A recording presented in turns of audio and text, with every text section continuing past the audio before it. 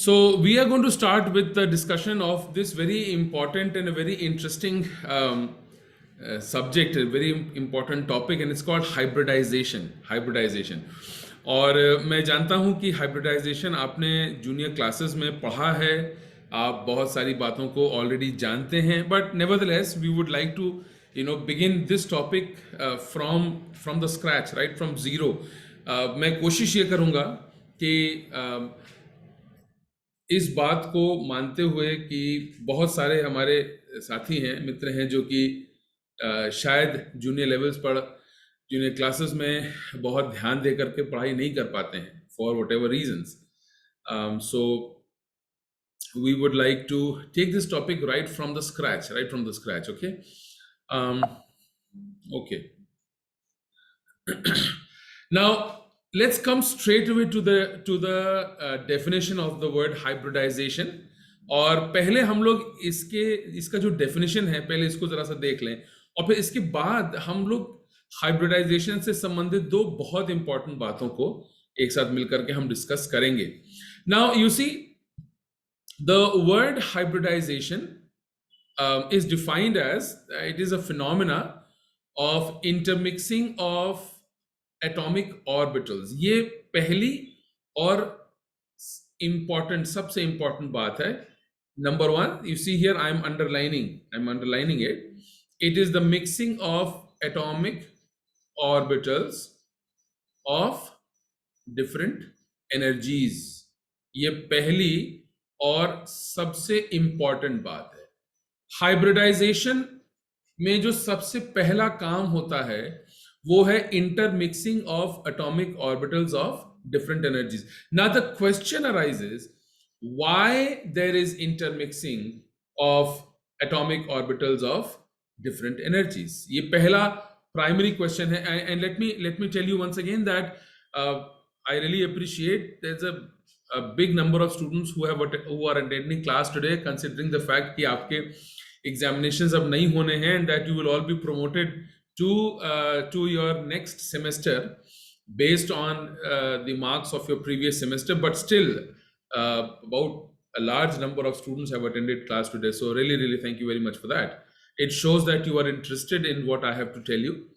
Or thank you very much once again. Acha. So just a reminder that if there is anything that you want to ask, if there is any question that you have related to the topic that we are discussing, जरूर से आप या तो hand raise कीजिएगा virtually and I will see it, या आप chat box में अपना क्वेश्चन पोस्ट कर सकते हैं, and as and when we find time during the lecture or after the lecture, we will take up the questions. All right. So hybridization is the phenomena. It's a process. Okay. Phenomena basically means it's a process. It's not something that happens one time, but it's a process. It's एक प्रक्रिया है ये of intermixing of atomic orbitals of different energies. So मैंने कहा ये पहली और सबसे इंपॉर्टेंट बात है कि हाइब्रिडाइजेशन में डिफरेंट एनर्जीज के एटॉमिक ऑर्बिटल्स की इंटरमिक्सिंग होती है. किस चीज की इंटरमिक्सिंग होती है? एनर्जीज की इंटरमिक्सिंग होती है, क्योंकि एक से अधिक एटॉमिक ऑर्बिटल्स इस्तेमाल हो रहे हैं और वो उन एटॉमिक ऑर्बिटल्स की एनर्जीज अलग अलग हैं, ऊर्जाएं अलग अलग हैं. तो जो हाइब्रिडाइजेशन की प्रक्रिया है, फिनोमेना है, उसमें जो सबसे पहला काम होता है कि सभी एटॉमिक ऑर्बिटल्स, अलग अलग एनर्जीज के एटॉमिक ऑर्बिटल्स की एनर्जीज की इंटरमिक्सिंग होती है. ये पहली बात है. दूसरी बात, then there is redistribution of their energies. This is the second important thing, redistribution of their energies. So number one is that it is intermixing of atomic orbitals of different energies, the intermixing of their energies. Number two, there is redistribution of energy. We will take up each of these terms very carefully slightly later. Okay, redistribution of their energies and formation of new set of orbitals which are called hybrid orbitals. Formation of new set of orbitals, this is the third thing that happens in the process of hybridization. Formation of new set of orbitals called hybrid orbitals, which are similar in shape, they are similar in size, and they are similar in energy. They are similar in shape, size, and energy. Now, the atomic orbitals that have undergone mixing, that have undergone, वो atomic orbitals जिनके साथ ये तीनों काम हो गए, जिनकी energies की intermixing हो गई, जिनकी energies का redistribution हो गया, और intermixing और redistribution के बाद new set of orbitals का formation हो गया, जिन्हें हम hybrid orbitals कहते हैं. ऐसे atomic orbitals को हम कहते हैं that they have been hybridized. They have been hybridized, yeah, they have undergone hybridization.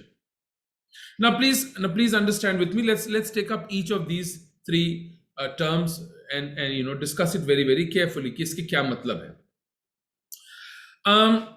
So let's take up this definition once again. So hybridization is the phenomena of, number one, intermixing of atomic orbitals of different energies.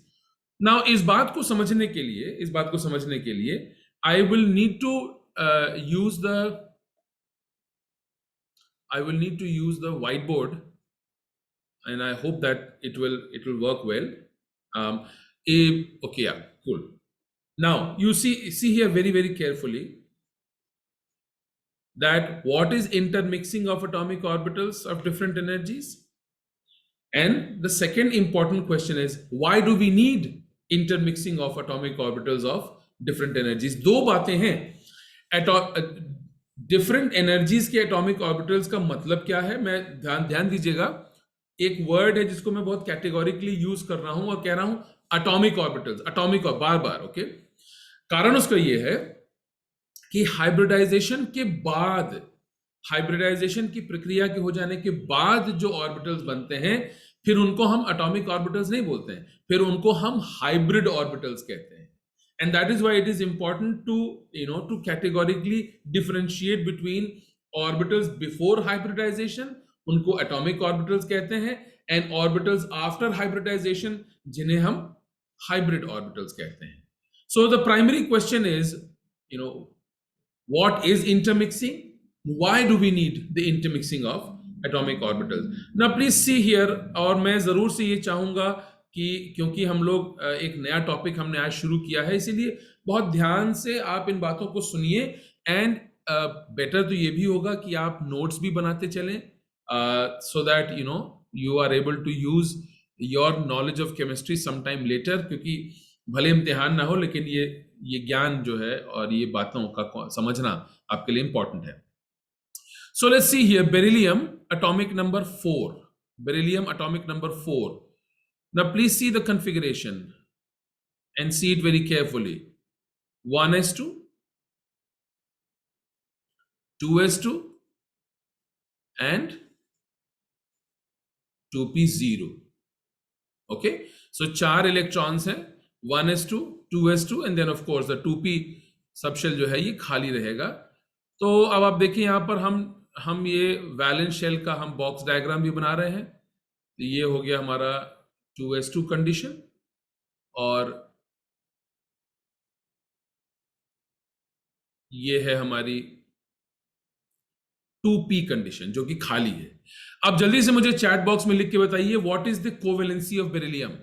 जल्दी से बताइएगा कि beryllium की covalency क्या है, फटाफट. जो सामने आपके सामने बना हुआ है ये, please tell me quickly what is the covalency of beryllium. Wonderful, brilliant. Many of you are answering absolutely correctly. The covalency of beryllium is 0. Now the attached question is, why covalency of beryllium is 0? Why covalency of beryllium is 0? ये एक सवाल बहुत important है, इसीलिए मैं आपसे पूछ रहा हूं. बेरिलियम की कोवेलेंसी 0 है, आपने मुझे आंसर लिख के बता दिया, बिल्कुल सही बताया, 0 है. Now the question is, beryllium की कोवेलेंसी 0 क्यों है? Okay, so Srishti is writing because there are no unpaired electrons. Okay, no. Ankit Kumar Singh is saying completely filled orbital. No, कहां कंप्लीटली फिल्ड ऑर्बिटल है? 2p पूरा खाली पड़ा हुआ है. Absence of unpaired electron. Okay, absence of unpaired electron. Very good. Very good. Ananya is also giving the correct answer. There is absence of unpaired electron. Yashasvi is also answering because there are no unpaired electrons to make bonds. Very good. Vidya Kumari, Pankaj Yadav, all absolutely right. Ankit Kumar Singh is also correct. Ankur Mishra also correct. Ananya Mishra, Ananya Singh, brilliant. Harshit Kesarwani, thank you very much. So अभी हम लोग एक बात को ये discuss कर रहे हैं कि बेरिलियम के पास देखिए वैलेंस शेल में एक भी अनपेयर्ड इलेक्ट्रॉन नहीं है, इसीलिए हम कहते हैं कि इसकी कोवेलेंसी बराबर 0 है. और क्योंकि एक भी अनपेयर्ड इलेक्ट्रॉन नहीं है, इसका मतलब बेरिलियम को एक भी बॉन्ड नहीं बनाना चाहिए, क्योंकि बॉन्ड बनाने के लिए अनपेयर्ड इलेक्ट्रॉन चाहिए, और बेरिलियम के पास आपको दिख रहा है सामने कि एक भी अनपेयर्ड इलेक्ट्रॉन नहीं है. And therefore technically beryllium should not make any compounds. Beryllium should not make any compound, क्योंकि कंपाउंड के बनने के लिए बॉन्ड का बनना जरूरी है, बॉन्ड के बनने के लिए अनपेयर्ड इलेक्ट्रॉन का होना जरूरी है. बेरिलियम के पास एक भी अनपेयर्ड इलेक्ट्रॉन नहीं है, इसका मतलब एक भी बॉन्ड नहीं बन पाएगा, और यदि बॉन्ड नहीं बनेगा तो कंपाउंड नहीं बनेगा, which means beryllium should actually not form any compounds because it does not have any unpaired electrons. But the truth is that there are compounds of beryllium which are very, very stable. Beryllium dichloride, BeCl2, etc. There are many compounds of beryllium in the divalent state, which are formed and which are very, very stable. Compounds हैं भी और compounds बहुत stable भी है. और एक example, एक बहुत ही कॉमन एग्जाम्पल मैंने आपके सामने लिख दिया. अब सवाल ही उठता है, यदि बेरिलियम की कोवेलेंसी 0 है तो बेरिलियम डाइक्लोराइड बना कैसे बना? और ये केवल बना ही नहीं है, ये बनता भी है और अच्छा खासा स्टेबल भी रहता है, अच्छा खासा स्टेबल. इसका मतलब ये हुआ that there is something which is happening, और होता ये है कि बेरिलियम का एक पेयर्ड इलेक्ट्रॉन जो 2s में था वो प्रोमोट होकर के 2p में चला जाता है. इसका मतलब बेरिलियम जो है वो अपने ग्राउंड स्टेट से और अपने एक्साइटेड स्टेट में मूव करता है. Beryllium moves from ground state to excited state, and when that happens तो बेरिलियम के पास जो वैलेंस शेल में जो 2s सब शेल में फुल्ली फिल्ड था, ओके, पेयर्ड कंडीशन में था, वो इलेक्ट्रॉन, उसमें से एक इलेक्ट्रॉन प्रोमोट हो करके 2p के वेकेंट ऑर्बिटल में जा करके सिचुएट हो जाता है. Okay, so there happens promotion of electron from 2s orbital to 2p orbital, और इस तरह से बेरिलियम के एक्साइटेड स्टेट में इसकी कोवेलेंसी हो गई 2. और जब बेरिलियम की एक्साइटेड स्टेट में इसकी कोवेलेंसी 2 हो गई तो अब बेरिलियम के पास देखिए 2 अनपेयर्ड इलेक्ट्रॉन्स हैं, और बड़ी आसानी से एक क्लोरीन एटम अपना अनपेयर्ड इलेक्ट्रॉन लाता है, सिग्मा बॉन्ड बना, क्लोरीन एटम आ गया. फिर दूसरा अनपेयर्ड इलेक्ट्रॉन आया दूसरे क्लोरीन एटम का, ये भी सिग्मा बॉन्ड बना, हेड ऑन ओवरलैपिंग, और Cl आकर के अटैच हो गया. और इस तरह से दो बेरिलियम क्लोरीन सिग्मा बॉन्ड्स बन गए. अच्छा, मुझे ये बताइए इन दोनों बॉन्ड्स के बीच में बॉन्ड एंगल क्या होगा? जल्दी बताइए, quick, in the chat box. What is going to be the bond angle between the two beryllium chlorine bonds? Jaldi se. What is the bond angle? Very good, brilliant. These two bonds are at 180 degrees to each other. ये दोनों bond जो हैं वो एक दूसरे से 180 degree की angle पर होंगे. और मैं आपके लिए इसका स्ट्रक्चर बना दे रहा हूं. ये हो गया बेरिलियम,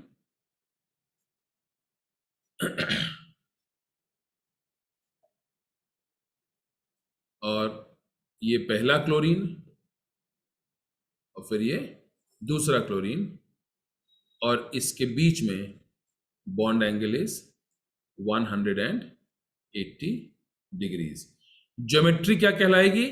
इसकी ज्योमेट्री कहलाएगी linear geometry. Geometry will be called linear geometry. ये मैंने बेरिलियम का पूरा जो एक तरह से बेरिलियम डाइक्लोराइड मॉलिक्यूल की पूरी जो एक प्रोसेस है, एक प्रक्रिया है, वो मैंने यहाँ पर आपके सामने बना दी है. Just let me write the heading here कि हम लोग डिस्कस क्या कर रहे हैं, so that when you take screenshot so you will be clearly sure कि हम क्या पढ़ रहे थे. So I just write the heading over here.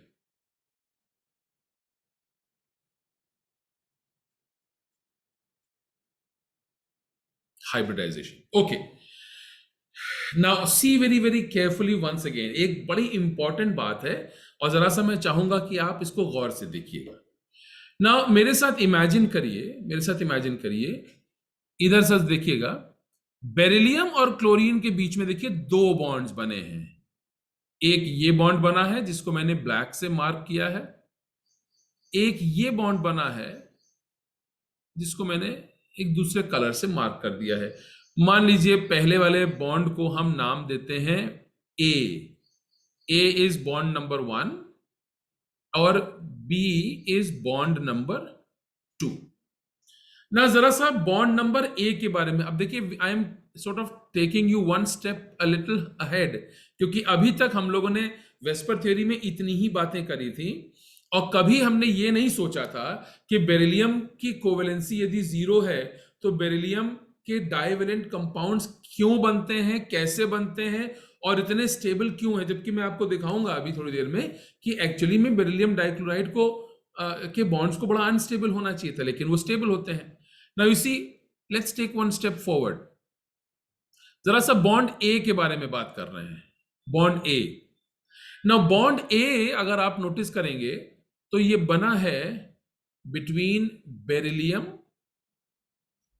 Okay, and chlorine. Beryllium and chlorine. Now जरा सा गौर कीजिए इधर, बेरिलियम का कौन सा ऑर्बिटल है? बेरिलियम का 2s ऑर्बिटल है ये, और ये बेरिलियम का 2p ऑर्बिटल है. अब आप इमेजिन कर लीजिए, इसको मान लीजिए हम कह देते हैं पहले वाले को 2px, तो दूसरा वाला कहलाएगा, मान लीजिए हम इसको कह देते हैं 2py, और फिर तीसरे वाले को हम कह देते हैं 2pz. So we have a px orbital, a py orbital, and then we have a pz orbital. So जो पहला बॉन्ड बना है वो बना है between beryllium, you have to see it very carefully, beryllium 2s and chlorine का कौन सा ऑर्बिटल है? क्लोरीन का कौन सा ऑर्बिटल है ये? नाउ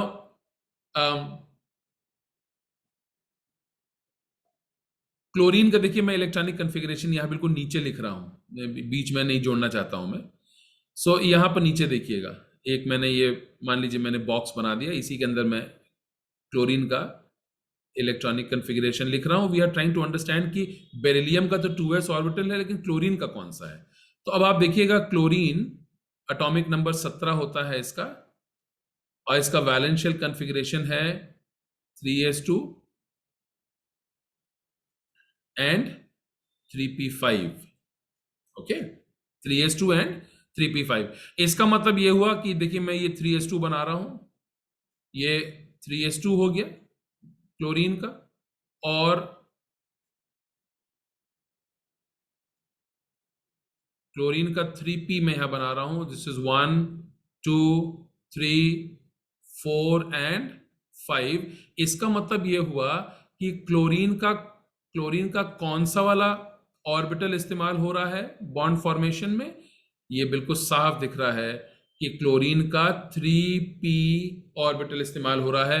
अब मान लीजिए ये, इसको पहले को हमने कहा 3s, तो ये मान लीजिए हो गया 3px, दूसरा वाला हो गया 3py, और तीसरे को मान लीजिए हमने कह दिया 3pz. तो ये जो अनपेयर्ड इलेक्ट्रॉन ये कहां पर है? क्लोरीन के 3pz ऑर्बिटल में है.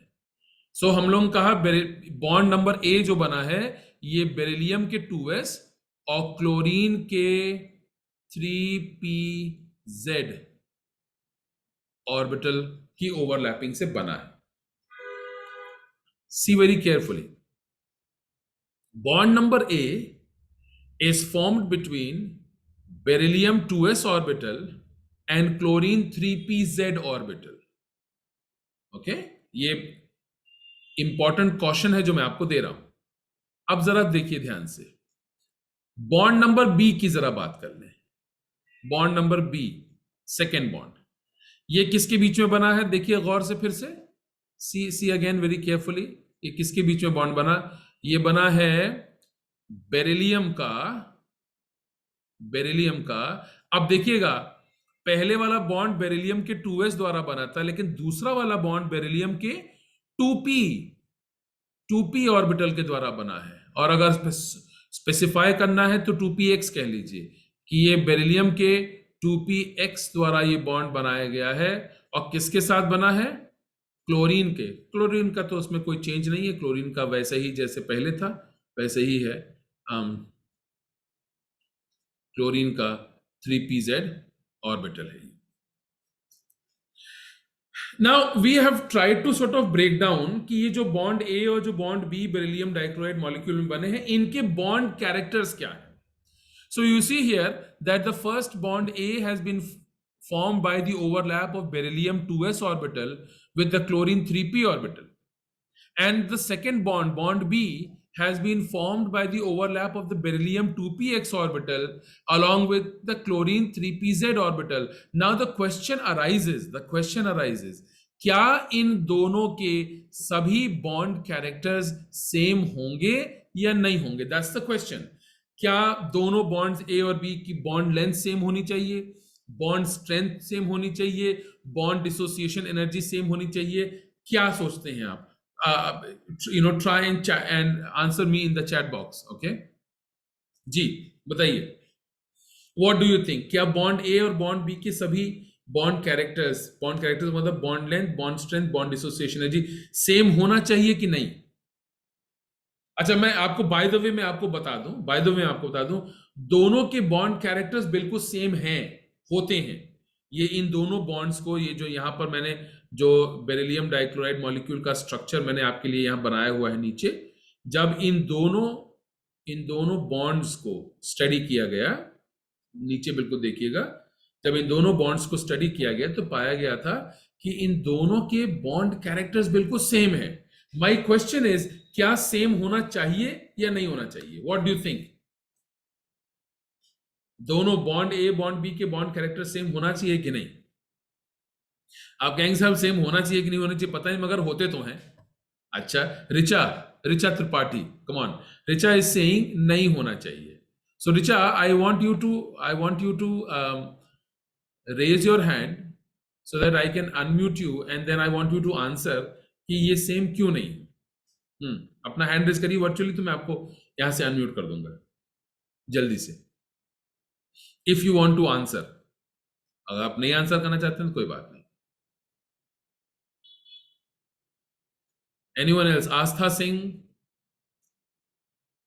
Okay, Richa go ahead. I have unmuted you.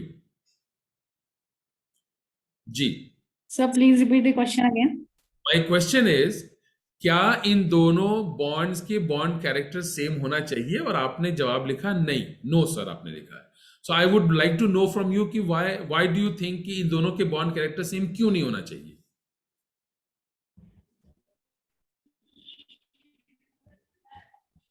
Sir, ए वाले में तो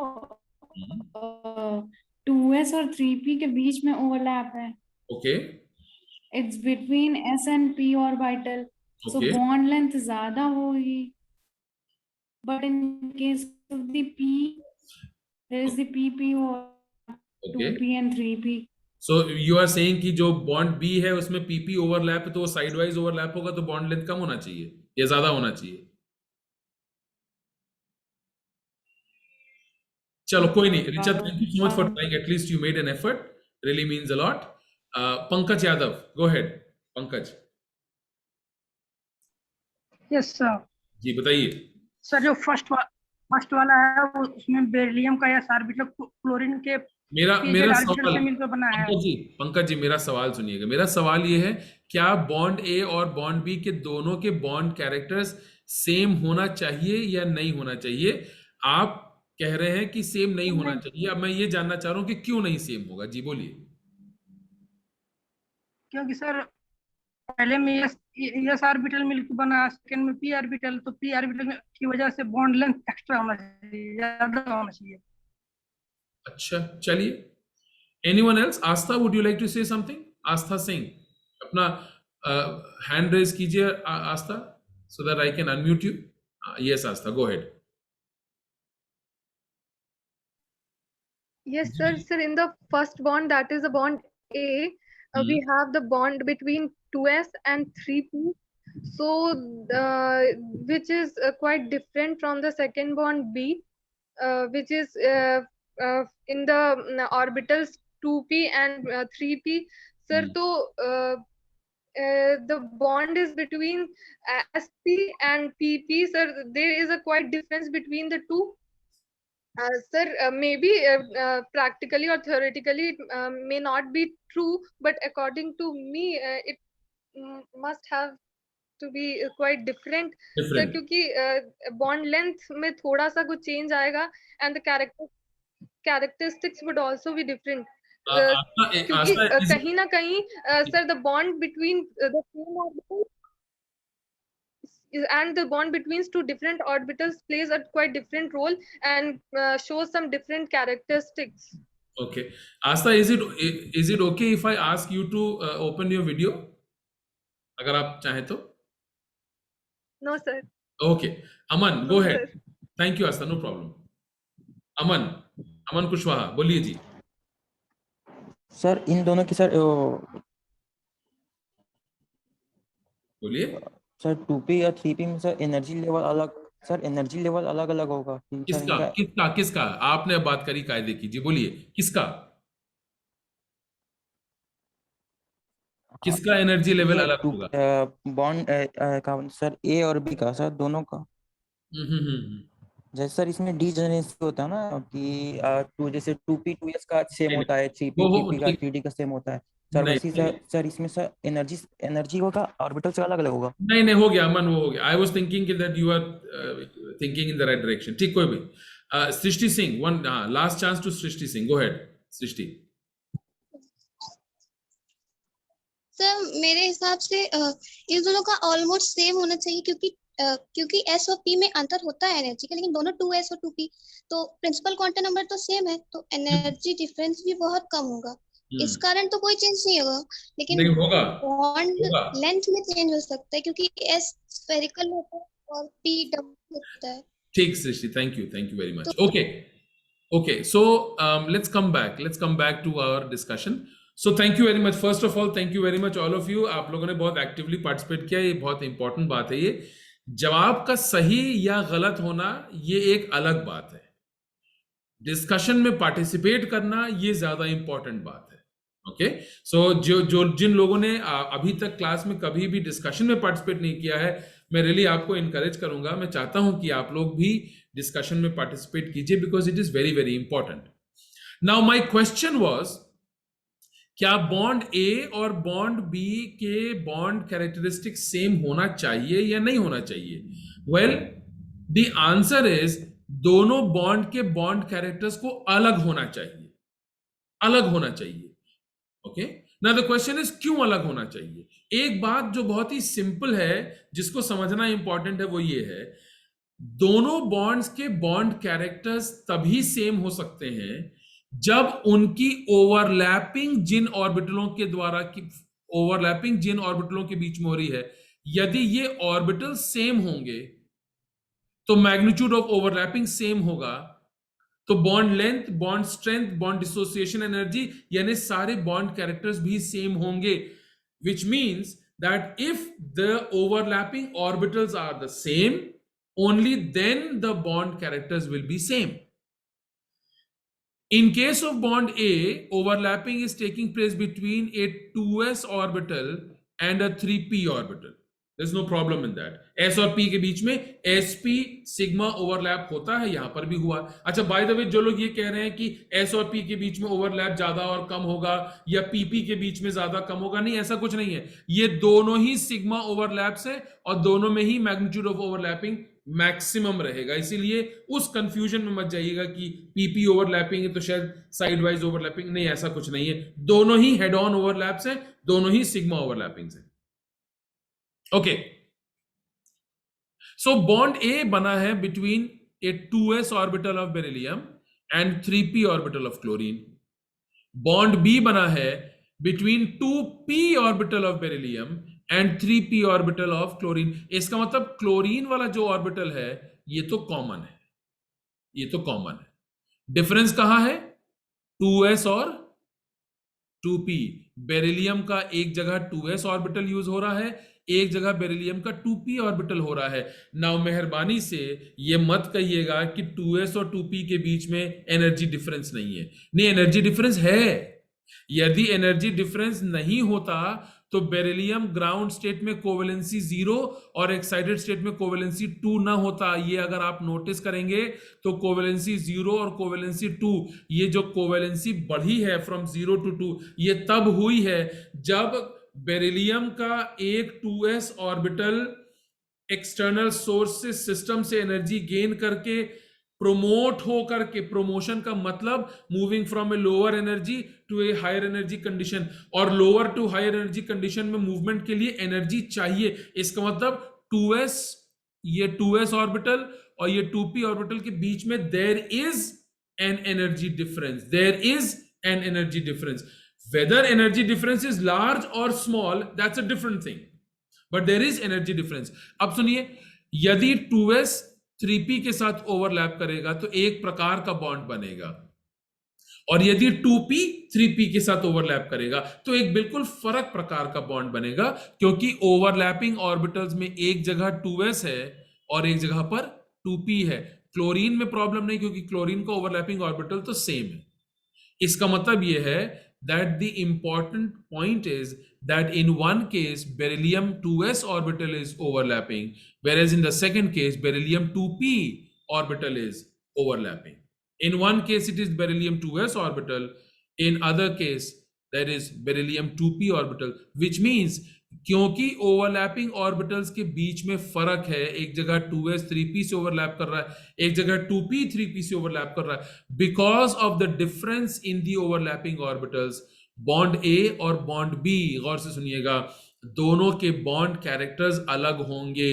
उनका बॉन्ड लेंथ, उनका बॉन्ड स्ट्रेंथ, उसकी बॉन्ड डिसोसिएशन एनर्जी, ये अलग होना चाहिए. लेकिन जब बेरिलियम डाइक्लोराइड मॉलिक्यूल को स्टडी किया गया तो पाया गया कि दोनों बॉन्ड्स के बॉन्ड कैरेक्टर्स बिल्कुल सेम है. अरे ये कैसे हो गया? ये कैसे हो गया? दोनों के बॉन्ड कैरेक्टर्स तो अलग होना चाहिए, क्योंकि ओवरलैपिंग ऑर्बिटल्स अलग हैं. एक जगह बेरिलियम का 2s ऑर्बिटल है जो क्लोरीन से 3p से ओवरलैप कर रहा है, एक जगह बेरिलियम का 2p ऑर्बिटल है जो क्लोरीन के 3p से ओवरलैप कर रहा है, विच मींस ओवरलैपिंग ऑर्बिटल्स अलग हैं, इनका शेप अलग है, इनका साइज अलग है, इनकी एनर्जी अलग है. तो जो बॉन्ड बनेगा उसके बॉन्ड कैरेक्टर सेम कैसे हो सकता है? मगर है. अब ये जो एनॉमली है, ये जो प्रश्न है, इसी प्रश्न को ही पॉलिंग साहब ने अपने इस कॉन्सेप्ट में एक्सप्लेन किया, जिसका नाम उन्होंने रखा था हाइब्रिडाइजेशन. और बाय द वे मैं आपको एक चीज बता दूं, पॉसिबली आपको मालूम होगी, शायद आई डोंट नो, या नहीं मालूम होगी, बट ये आपको ये बात मालूम होना चाहिए दैट हाइब्रिडाइजेशन एक ऐसा फिनोमिना है जिसका आज की डेट तक कोई रैशनल, लॉजिकल, एक्सपेरिमेंटल प्रूफ नहीं. Polling saw a dream. This was a dream. This was a hypothesis. एक कल्पना है, परिकल्पना है पॉलिंग साहब की. उन्होंने कहा कि बॉन्ड ए और बॉन्ड बी के बॉन्ड कैरेक्टर्स अलग अलग होना चाहिए मगर बिल्कुल सेम है, और ये बात प्रूव हो गई बेरिलियम डाइक्लोराइड मॉलिक्यूल के जब दोनों बॉन्ड्स को स्टडी किया गया तो पाया गया that both the bonds are exactly same in terms of the bond length, bond strength and bond dissociation energy, while they should have been different. Now listen carefully and listen very very carefully. Bond character same तभी होगा जब overlapping orbital same हो. ये बात मैंने पहले आपको already बता दी है. बॉन्ड कैरेक्टर सेम तभी होंगे जब ओवरलैपिंग ऑर्बिटल सेम हो. बेरिलियम डाइक्लोराइड मॉलिक्यूल के दोनों बॉन्ड्स जो बने, इनके ओवरलैपिंग ऑर्बिटल्स अलग हैं, इसीलिए बॉन्ड कैरेक्टर अलग होना चाहिए, लेकिन बॉन्ड कैरेक्टर सेम है. इसका मतलब कुछ तो हो रहा है बीच में, कुछ तो ऐसा हो रहा है जिसके द्वारा बॉन्ड जो बन रहा है उसके बॉन्ड कैरेक्टर्स सेम है. दिखाई नहीं दे रहा, but something is happening. And something is happening with beryllium only. Something is happening with beryllium only, क्योंकि क्लोरीन के केस में दोनों ऑर्बिटल्स पहले ही सेम. फर्क कहां है? बेरिलियम में है. Which means something is happening in beryllium. Richard, just wait a minute. Let me complete and then I will allow you to ask question. Something is happening in beryllium. Now ये जो हुआ है ना, ये जो हुआ है, इसी फिनोमेना को पॉलिंग साहब ने नाम दिया था, it was called hybridization. This was called hybridization, जिसमें क्या हो रहा है, देर इज अब ये देखिए, ये बेरिलियम का 2s ऑर्बिटल है ना, इसी को एटॉमिक ऑर्बिटल कहा जाता है. अभी हाइब्रिडाइजेशन से पहले, अभी हाइब्रिडाइजेशन हुआ नहीं, अभी बेरिलियम का 2s ऑर्बिटल और फिर बेरिलियम का 2p ऑर्बिटल अलग अलग दिख रहा है, इसको हम एटॉमिक ऑर्बिटल कहते हैं. तो हाइब्रिडाइजेशन में क्या हो रहा है? पहली बात, intermixing of energies of atomic orbitals. अब इन दोनों की एनर्जीज अलग अलग हैं, 2s और 2p की एनर्जीज अलग अलग है. मैं बार बार बोल रहा हूं, क्लोरीन से प्रॉब्लम नहीं, कि क्लोरीन में तो पहले ही सेम एटॉमिक ऑर्बिटल बॉन्डिंग में पार्टिसिपेट किया है, ओवरलैपिंग पार्टिसिपेट किया, लेकिन बेरिलियम के केस में आप देखिएगा अलग अलग है. सो पहली चीज क्या हो रही है? Intermixing of energies of atomic orbitals. दोनों की एनर्जीज अलग अलग हैं. भले एनर्जीज काफी एक दूसरे की जो एनर्जी डिफरेंस है वो काफी कम हो, लेकिन दोनों में एनर्जी डिफरेंस है. सो पहली चीज, दोनों की एनर्जीज की मिक्सिंग हो. दूसरी बात, मिक्सिंग के बाद दोनों ऑर्बिटल्स में एनर्जी का बराबर रीडिस्ट्रीब्यूशन हुआ. इसको समझिएगा. मान लीजिए मेरे ध्यान से सुनिएगा. मान लीजिए जस्ट फॉर एग्जांपल ये पेन है और ये पेन मान लीजिए 20 रुपए का है. जस्ट फॉर एग्जांपल, ये this pen is cost 20 rupees, और हमको ये पेन खरीदना है, तो और मेरे पास पैसा नहीं है, I don't have sufficient money. So what I will do, I will naturally find somebody who has the remaining amount of money, और ताकि मिलकर के हम इस पेन को खरीद लें. Something similar happens over here. Beryllium की एनर्जी, 2s की एनर्जी 2p की एनर्जी के साथ मिक्स हो जाती है. अब मान लीजिए बेरिलियम के 2s की एनर्जी, जस्ट फॉर एग्जांपल मान लीजिए बेरिलियम की 2s की एनर्जी 4 है, और बेरिलियम के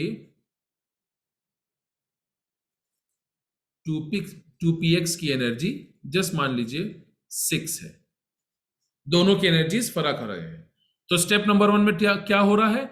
दोनों की एनर्जीज की मिक्सिंग हो रही है, यानी दोनों की एनर्जीज को मिला दिया जा रहा है. दोनों को मिला देंगे तो कितना हो जाएगा? 10. ये है step number 1, mixing of energies of both the atomic orbitals. ये हो गया, ये स्टेप नंबर 1 है, इंटरमिक्सिंग हो गया. स्टेप नंबर 2 में इक्वल रीडिस्ट्रीब्यूशन. फिर से सुनिएगा, इक्वल रीडिस्ट्रीब्यूशन. दोनों एटॉमिक ऑर्बिटल्स की एनर्जीज की मिक्सिंग के बाद जो टोटल एनर्जी है उसका बराबरी से रीडिस्ट्रीब्यूशन है. बराबरी से रीडिस्ट्रीब्यूशन का मतलब क्या हुआ कि अब 2s की एनर्जी भी 5 हो गई और 2p की एनर्जी भी, 2px की एनर्जी भी 5 हो गई. पहले क्या था? बेरिलियम की 4 और बेरिलियम 2px की 6 थी. So step number 1, intermixing of atomic orbitals energies, and step number 2, equal redistribution. इसका मतलब बेरिलियम 2s की एनर्जी पहले 4 थी, अब 5 हो गई. बेरिलियम 2px की एनर्जी पहले 6 थी, अब 5 हो गई। तो पहले हाइब्रिडाइजेशन मिक्सिंग के पहले दोनों की एनर्जीज अलग अलग थी, मिक्सिंग के बाद दोनों की एनर्जीज सेम हो गई हैं। और केवल एनर्जी किस ही सेम नहीं हुई है, लेकिन उनका शेप और उनका साइज भी सेम हो गया। ये जो फिनोमिना है, इसी फिनोमिना को हम हाइब्रिडाइजेशन कहते हैं। So there are 3 steps in hybridization. Number 1, intermixing of energies of atomic orbitals. Intermixing of energies of atomic orbitals. Step number 2, equal redistribution of energies. So equal redistribution of energies or in the atomic orbitals, which means that after the process of hybridization, both atomic orbitals now are same in energy, they are same in shape, and they are same in size. जबकि इस intermixing के, इस hybridization के पहले they were different in their energies, they were different in their shape and they were different in their sizes. अरे 2s orbital का shape spherical होता है, सब जानते हैं। 2p का शेप डंबल होता है, सब जानते हैं। इसका मतलब शेप फर्क हो गया, साइज फर्क हो गया, एनर्जी फर्क हो गई। फिर बीच में क्या हुआ? हाइब्रिडाइजेशन। और हाइब्रिडाइजेशन के बाद क्या हुआ? इनकी एनर्जी सेम हो गई, इनका शेप सेम हो गया और इनका साइज सेम हो गया। This is the phenomena of hybridization. Now what happens after hybridization? अब यहां पर देखिएगा आप, दोनों बेरिलियम के 2s और 2p ऑर्बिटल्स कब के बीच में आपस में हाइब्रिडाइजेशन। इसका मतलब beryllium atom undergoes the phenomena of hybridization, the intermixing of energies of their atomic orbitals 2s and 2p, the equal redistribution of energies in 2s and 2p orbital, and now there is similar shape, energy and size. अब आप देखिएगा hybridisation के बाद क्या हुआ, बहुत गौर से देखिएगा। अगर आपको ये बातें पहले से मालूम है बहुत अच्छी बात है, नहीं मालूम है तो यही तो सबसे इंपॉर्टेंट कॉन्सेप्ट है हाइब्रिडाइजेशन का। हुआ क्या? पहले देखिए, ध्यान से सुनिएगा, बेरिलियम का s ऑर्बिटल और बेरिलियम का p ऑर्बिटल, इन दोनों की आपस में मिक्सिंग होती है। और मिक्सिंग का क्या नाम है? अब देखिएगा नाम हम कैसे डिसाइड करते हैं। बेरिलियम का s ऑर्बिटल और बेरिलियम का p ऑर्बिटल आपस में मिक्स कर रहा है, तो इसीलिए इस तरह की मिक्सिंग को या इस तरह के हाइब्रिडाइजेशन को जो नाम दिया गया वो है sp hybridization. What is sp hybridization? When one s, beryllium का s, and one p, beryllium का p, when one s orbital, atomic orbital, and one p orbital hybridize together, mix together, the phenomena is referred as sp hybridization. The phenomena is referred as sp hybridization. So hybridisation के पहले sp hybrid orbitals, atomic orbitals थे। Hybridisation के बाद क्योंकि energy same है, shape same है, size same है, अब इसको हम अलग अलग s या अलग अलग p नहीं बोलेंगे, हम हाइब्रिडाइजेशन के बाद बोलेंगे sp हाइब्रिड ऑर्बिटल। पहले ये एटॉमिक ऑर्बिटल थे, लेकिन हाइब्रिडाइजेशन के बाद इसका नाम हो गया हाइब्रिड ऑर्बिटल। याद रखिएगा, ये जो 2s है ना, अब ये नाम 2s ना हो करके हो जाएगा sp हाइब्रिड ऑर्बिटल। हाइब्रिडाइजेशन के पहले ही जो 2p था, अब इसका नाम 2p ना हो करके हो जाएगा sp हाइब्रिड ऑर्बिटल। ओके, सो बेरिलियम का sp हाइब्रिड ऑर्बिटल किसके साथ ओवरलैप कर रहा है? क्लोरीन के 3p के साथ। चलिए, bond number B, second bond beryllium का पहले क्या था? पहले 2px ऑर्बिटल था। अब हाइब्रिडाइजेशन के बाद इसका भी नाम चेंज हो गया और अब इसको भी हम क्या बोलते हैं? sp hybrid orbital. और किसके साथ ओवरलैपिंग हुई? क्लोरीन के 3p के साथ ओवरलैपिंग हो गई। अब जरा सा आप नोटिस कीजिएगा, हाइब्रिडाइजेशन के पहले और हाइब्रिडाइजेशन के बाद, दिस इज बिफोर हाइब्रिडाइजेशन। मैं यहां पर लिख रहा हूं before hybridization, this is after hybridization. So one we have before hybridization, one we have after hybridization. Before hybridization में दिख रहा है कि बेरिलियम के दोनों ऑर्बिटल्स अलग अलग हैं, शेप अलग है, साइज अलग है, एनर्जी अलग है.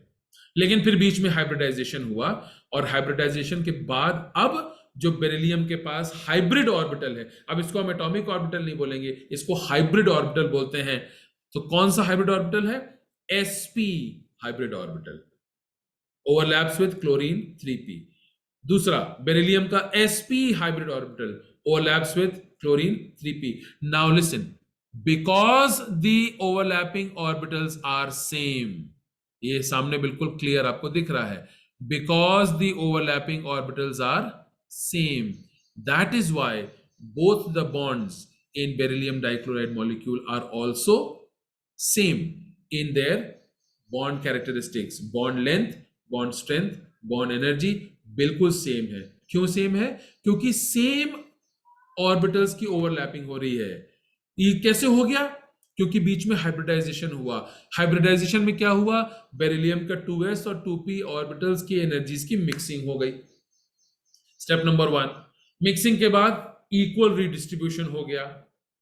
इक्वल रीडिस्ट्रीब्यूशन के बाद जो नए प्रकार का ऑर्बिटल बना उसका नाम है sp हाइब्रिड ऑर्बिटल. ये याद रखिएगा, sp हाइब्रिड ऑर्बिटल का मतलब एक s और एक p एटॉमिक ऑर्बिटल की आपस में मिक्सिंग हुई और मिक्स हो करके जो नए ऑर्बिटल्स बने उनका नाम है hybrid orbital, sp hybrid orbital. So beryllium before hybridization had a 2s orbital and a 2p orbital.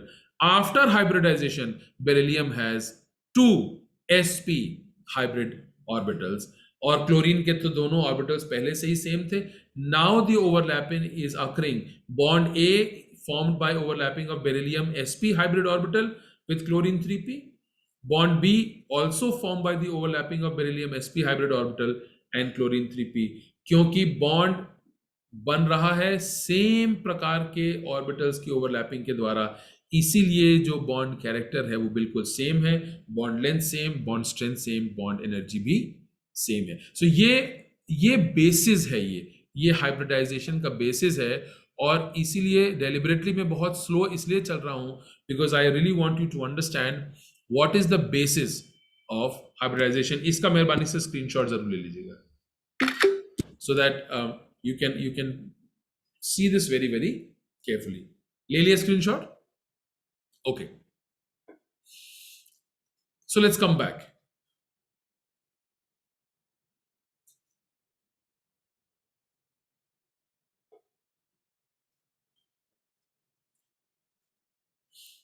Right. So let's come back to the definition now. So what happens in hybridization? It's a phenomena, it's a process of intermixing of atomic orbitals. अभी हम लोगों ने beryllium dichloride molecule का example लिया of different energies. Step number 2, redistribution of their energies. Yeah, equal redistribution of energies कह लीजिए. And formation of new set of orbitals. उनका क्या नाम है? They are called hybrid orbitals, which are similar in shape, size and energy.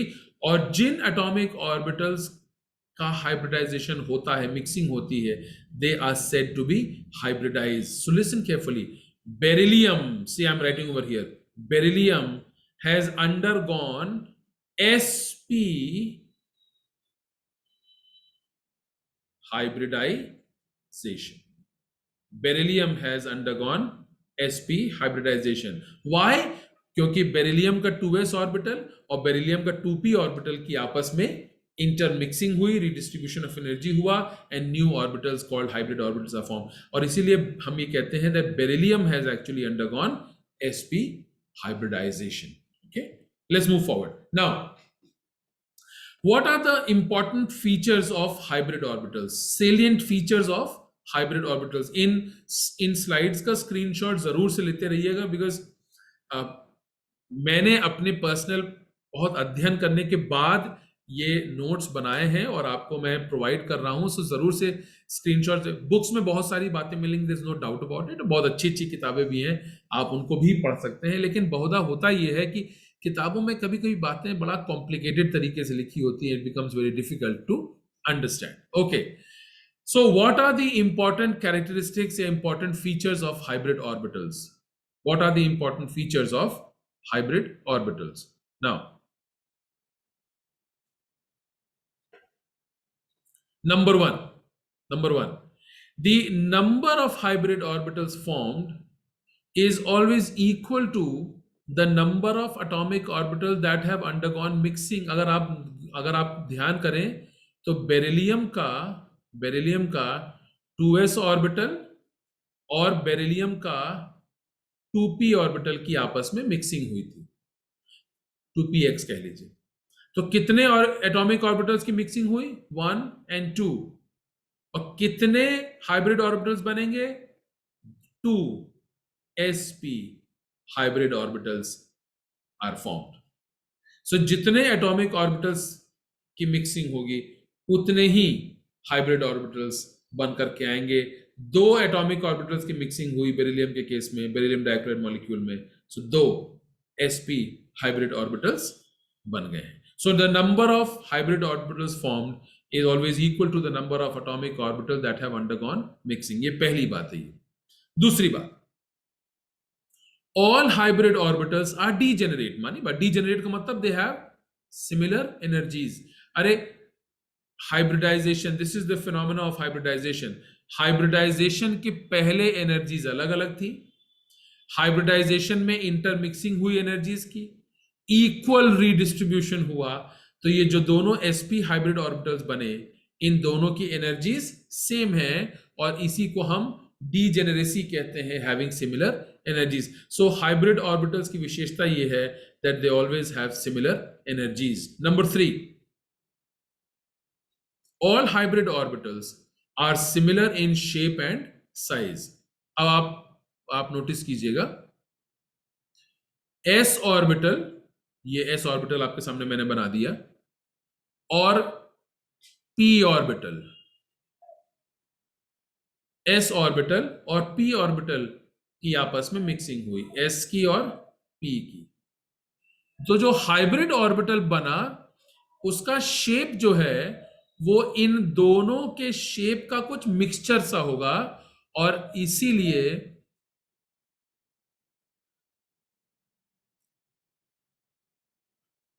कुछ इस जैसा shape बनता है, और इस ऑर्बिटल को हम कहते हैं this is a sp hybrid orbital. This is a sp hybrid orbital, और दोनों हाइब्रिड ऑर्बिटलों का शेप सेम होता है।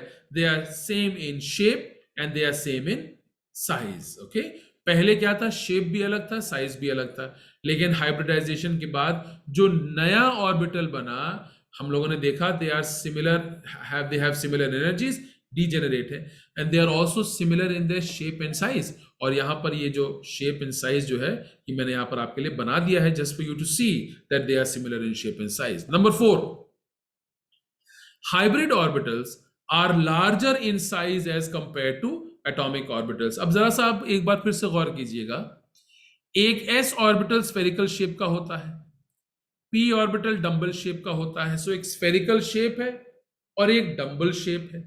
जब इन दोनों की आपस में मिक्सिंग होगी तो अब आप ये इस वाले ऑर्बिटल को, जिसको हम sp हाइब्रिड ऑर्बिटल बोलते हैं, जरा सा इसको आप एक सेकंड के लिए गौर कीजिए और जरा देखिए ध्यान से।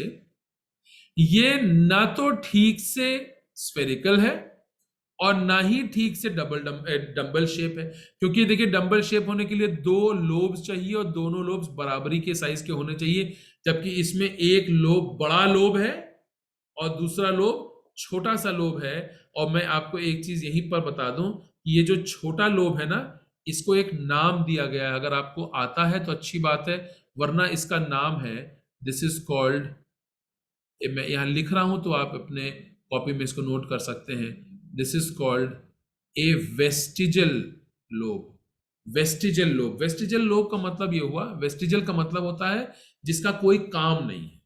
वेस्टिजल ऑर्गन है ना, हमारी बॉडी में 2 ऑर्गन्स होते हैं जिसको हम वेस्टिजल ऑर्गन्स कहते हैं। एक तो अपेंडिक्स होता है, उसका कोई काम नहीं है बट इट इज देयर और प्रॉब्लम का कारण बन जाता है। दूसरा हमारी कॉक्सी बोन, जिसको कि टेल बोन कहा जाता है। एवोल्यूशन की थ्योरी कहती है कि हमारे पूर्वज बंदर थे, तो वो जो पूंछ जो है वो धीमे धीमे छोटी होते होते लाखों करोड़ों सालों में अब वो पूंछ ना रह करके एक छोटी बोन जैसा, कॉक्सी बोन जिसको कहा, बिल्कुल the last in the vertebral column, उसको कॉक्सी बोन कहा जाता है। वेस्टिजियल ऑर्गन है, इसका कोई रोल नहीं है। उसी तरह से ये जो सेकंड लोब है, इस सेकंड लोब को वेस्टिजियल लोब कहा जाता है। Okay, so they are larger. Why they are larger? Because they are a mix of both s and p orbitals.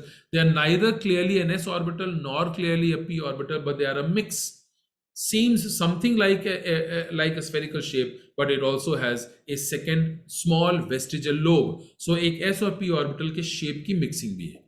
Number 5, hybrid orbitals undergo greater magnitude of overlap. Greater magnitude of overlapping होती है, क्यों? Because उसका lobe का size बड़ा है। जितना बड़ा lobe का साइज होगा, मैग्नीट्यूड ऑफ ओवरलैपिंग उतनी ही ज्यादा होगी। जितनी ज्यादा ओवरलैपिंग होगी, बना हुआ बॉन्ड उतना ही ज्यादा स्ट्रॉन्ग होगा। इसीलिए कहते हैं हाइब्रिड बॉन्ड, हाइब्रिड ऑर्बिटल्स द्वारा बनाए हुए बॉन्ड्स ज्यादा ओवरलैपिंग की वजह से वो बॉन्ड ज्यादा स्ट्रॉन्गर होते हैं as compare to bonds which are made by atomic orbitals. So hybrid orbitals undergo greater magnitude of overlapping, hence make stronger bonds. ज्यादा overlapping होगी तो जो बना हुआ bond होगा वो ज्यादा stronger होगा। That is, bonds formed by the overlap of hybrid orbitals, which are called hybrid bonds, are stronger than bonds formed by the overlap of atomic orbitals. So hybrid orbital द्वारा बनाए हुए bonds ज्यादा stronger होते हैं as compare to atomic orbital द्वारा बनाए हुए bonds के। छठी बात, like atomic orbitals, hybrid orbitals also have directional nature and therefore they help in the determination of geometry of a molecule. So ये 6 सेलिएंट फीचर्स हैं, इंपॉर्टेंट बातें हैं हाइब्रिड ऑर्बिटल्स के बारे में जो आपको मालूम होना चाहिए। बातें और बहुत सारी भी हो सकती हैं, बट ये सबसे इंपॉर्टेंट बातें हैं और मैं जरूर से ये चाहता हूं कि आप स्क्रीनशॉट लेकर के इन बातों को आप जरूर से स्टडी कीजिएगा और अपने नोट्स बनाइएगा। नाउ ये जो आपके सामने, can you see my screen? या नाउ ये जो आपके सामने दिख रहा है, ये मेरी ही हैंड राइटिंग है, may not be very clear, लेकिन ठीक है, नॉट बैड आइदर। और यहां पर कई प्रकार के हाइब्रिडाइजेशंस जो होते हैं, सारे प्रकार के हाइब्रिडाइजेशंस, उनके एग्जैक्ट कैरेक्टर्स मैंने यहां पर लिखे हैं। देखिए, ये पहला प्रकार है जिसको हम कहते हैं sp हाइब्रिडाइजेशन, बिल्कुल पहला वाला। दूसरा इसको हम कहते हैं sp2 हाइब्रिडाइजेशन, फिर है sp3 हाइब्रिडाइजेशन, फिर है sp3d hybridization, then we have sp3d2 and then we have sp3d3 hybridization. ये इसका स्क्रीनशॉट ले लीजिए, क्योंकि इसमें सारे प्रकार के हाइब्रिडाइजेशन के सारे कैरेक्टरिस्टिक्स, सारे फीचर्स मैंने यहां पर लिखे हुए हैं। फॉर एग्जांपल, sp हाइब्रिडाइजेशन में एक s ऑर्बिटल, एक p ऑर्बिटल आपस में हाइब्रिडाइज करता है। So total number of atomic orbital जिनकी मिक्सिंग हुई क्या है, 1s and 1p makes it 2। So 2 hybrid orbitals बनेंगे। दोनों हाइब्रिड ऑर्बिटल्स में s और p कैरेक्टर बराबरी का होगा, 50% s कैरेक्टर, 50% p कैरेक्टर। जो बनी हुई ज्योमेट्री होगी वो लीनियर होगी। बॉन्ड एंगल 180 डिग्री का होगा। और कुछ एक एग्जांपल्स हैं, beryllium dichloride molecule, carbon dioxide etcetera, ये कुछ एक एग्जांपल्स हैं जिनके अंदर sp हाइब्रिडाइजेशन होता है। फिर इसी तरह से sp2 हाइब्रिडाइजेशन है, जिसमें एक s ऑर्बिटल 2 p ऑर्बिटलों की मिक्सिंग होती है। तो कुल मिलाकर के 3 एटॉमिक ऑर्बिटल्स की मिक्सिंग हुई तो 3 हाइब्रिड ऑर्बिटल्स बनेंगे, जिसमें से s कैरेक्टर 33% होगा तीनों में और p कैरेक्टर 66% होगा। बनी हुई ज्योमेट्री क्या होगी, ट्रायंगुलर होगी। बॉन्ड एंगल 120 डिग्री का होगा। एग्जांपल, सल्फर डाइऑक्साइड मॉलिक्यूल है, बेरिलियम ट्राइक्लोराइड मॉलिक्यूल एक्सेट्रा, ये कुछ एक एग्जांपल्स हैं। सो ये पूरा शीट आपके सामने है, इसको आप अपने स्क्रीनशॉट ले लीजिए और कॉपी में इसके बहुत क्लियरली इसके आप नोट्स बना लीजिएगा, सो दैट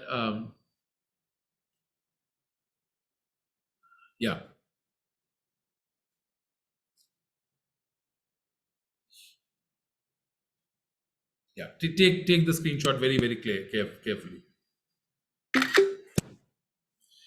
ठीक है. So हम लोग आज के लिए इसी पॉइंट पर रोकेंगे और अगली बार से we will start the discussion with SP hybridization.